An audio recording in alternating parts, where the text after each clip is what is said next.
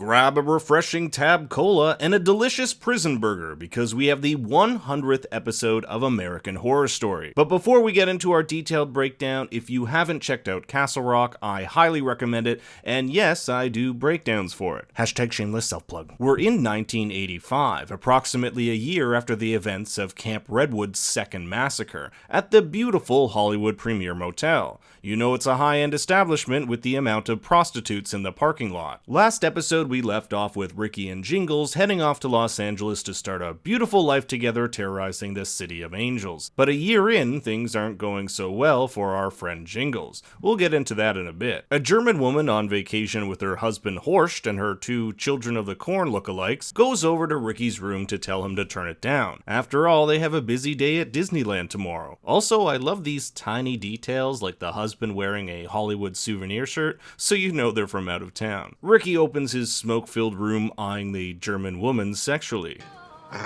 In the background, you can hear Billy Idol's Flesh for Fantasy, and we know how much Ricky loves Billy. Billy Idol's the truth, man.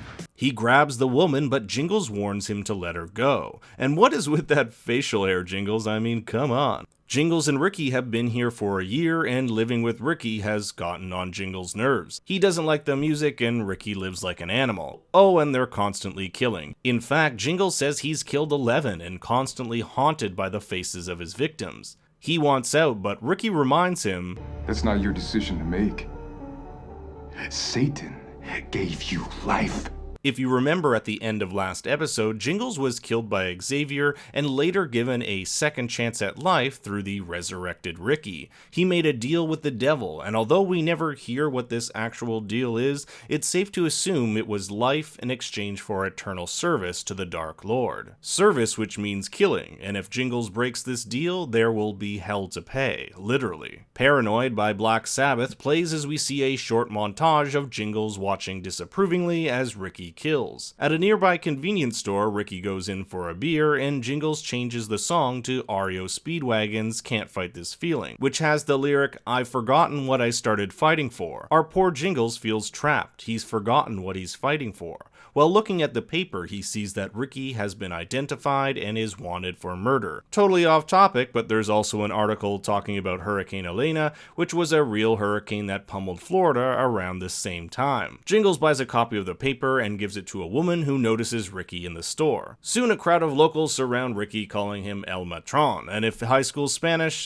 Google Translate, is right, that means the bully. He's chased down by the group and beaten to a pulp as our tab-drinking Jingles drives off into the distance.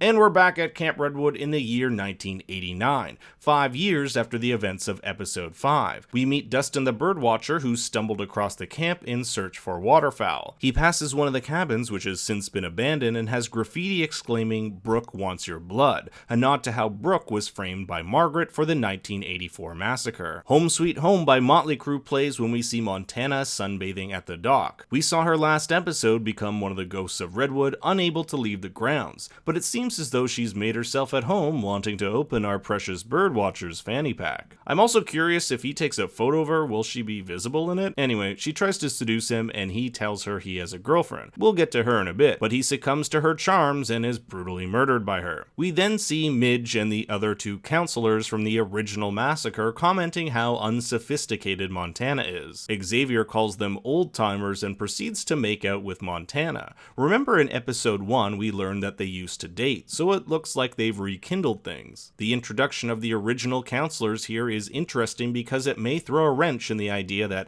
the only people who come back from the dead here are those that need to be redeemed. And Margaret Booth is now on Lifestyles of the Rich and Famous, which was a real show in the 80s and 90s which featured the extravagant lifestyles of wealthy entertainers, athletes, and business moguls. My god, that hair. She's used her money from her dead husband, the same one we heard about briefly in episode 1, to buy properties with a dark history and turn them into attractions. Properties like serial killer John Wayne Gacy's house, the Briarcliff Manor, which was the main focus of Season 2's Asylum, Winchester Mystery House, which was the inspiration for the film Winchester with Helen Mirren, and Spawn's Movie Ranch, where Charles Manson plotted his murders. And in an absolutely shocking twist, Trevor is still alive and married to Margaret, the same woman who stabbed him in episode 4 and cut off his ear. Also, look at that sweet cell phone. This relationship isn't what it's cracked up to be. Trevor's a coke and alcohol addict and Margaret has given up on God. Through a flashback, we learn that Trevor is in it for the money. Rather than accuse Margaret for the murders and lose in court, he might as well get something out of it and use Margaret as his sugar mama. But Margaret only agrees if he becomes her husband, since you can't make your spouse testify against you.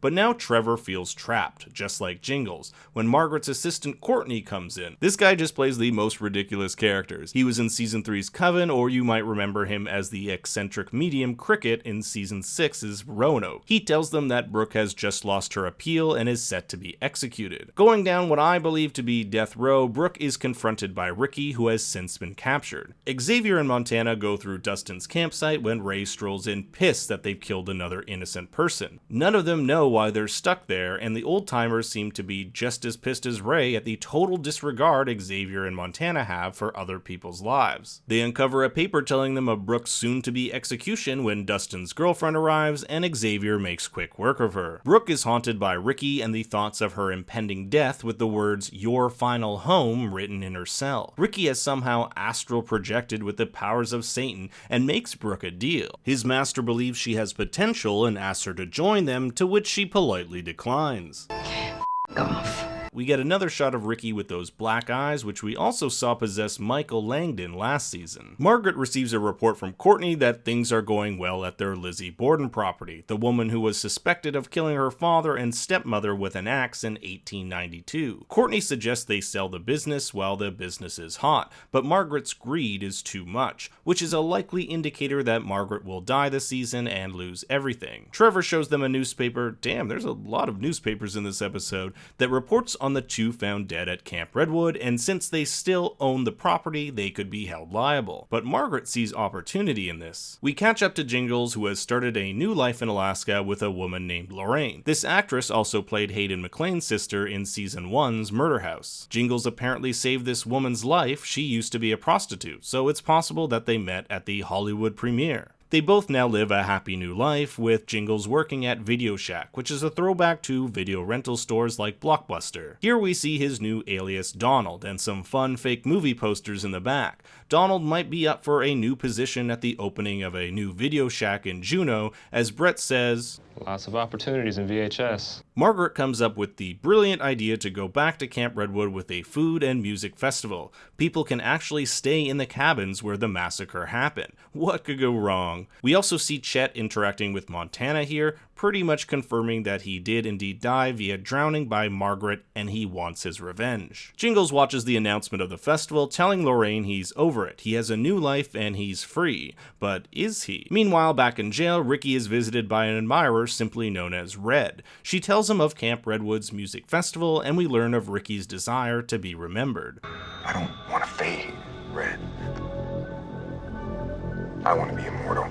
This was hinted at in previous episodes when he admired Jingles for being a legend. He wants to be one too. Brooke enjoys her last meal of Snapple and, I have no idea what that is, when Ricky offers her one last chance. A last chance she declines. Ricky has made a pentagram to communicate with his master, just like he did in episode 4 and like Michael Langdon did in season 8. He wants his master to give him another shot at immortality, and in return will give him a torrent of fresh souls. Brooke pleads her innocence, spitting at Margaret behind the glass. She's locked in and given lethal injection, dying 2 minutes later. In fact, Margaret and Trevor are bored of the whole process, wishing that they would bring back something more exciting like the guillotine. At the same time, Ricky has summoned the power of his master, which takes control of the guard, who then sets him free. Donald is chastised by a customer, giving them rom-coms instead of a horror, which is probably gonna affect that big promotion he's supposed to get. When he arrives home, he finds Lorraine brutally murdered. Luckily, his little boy Bobby is is still alive with a sign written in blood saying Satan will have his vengeance. The back of it has a picture of the Camp Redwood Festival, leading us to believe it was Ricky who had the same flyer with him in his cell. I also like the use of the words gourmet food and luxury tents, which were the same words used to describe the disastrous fire festival. Will you suck? I also think it's a bit weird if it was Ricky who left that note, that he went all the way to Alaska, then back to California. That's a really long trip. Jingles knew he would one day pay for not keeping his deal with the devil, and decides to end everything once and for all by going back to Camp Redwood to finish Ricky once and for all. He leaves his child with Lorraine's sister, saying his goodbyes as if he's never going to come back. I thought I could have a life. I thought I could be free. But I'll never be free. He puts on his iconic Mr. Jingles raincoat and makes sure to bring his keys with him. And in our final scene, Brooke is resuscitated by none other than Rita. It's never really explained how Rita was able to bring her back, considering if Brooke was pronounced dead, her heart would have stopped, so whatever Rita injected into her veins must have been pretty powerful. The last time we saw Rita, she asked Jingles to kill her for what she had unleashed on the camp. Rita is looking for redemption and, from her conversation with Jingles, knows Brooke is innocent and that Margaret is the real killer. With Brooke wanting Margaret to pay and Rita in search of redemption, the two will likely team up and head back to Camp Redwood. With our characters all making their way back to camp, it looks like the last few episodes will center around the final Camp Redwood massacre. I'm just hoping it's not as disastrous as Fire Festival. Thanks for watching, everyone. Please make sure to give the video a like and comment below with your theories and thoughts. You can also reach me on Twitter @ThinkStoryYT. Until next time, remember, Daddy loves you very much.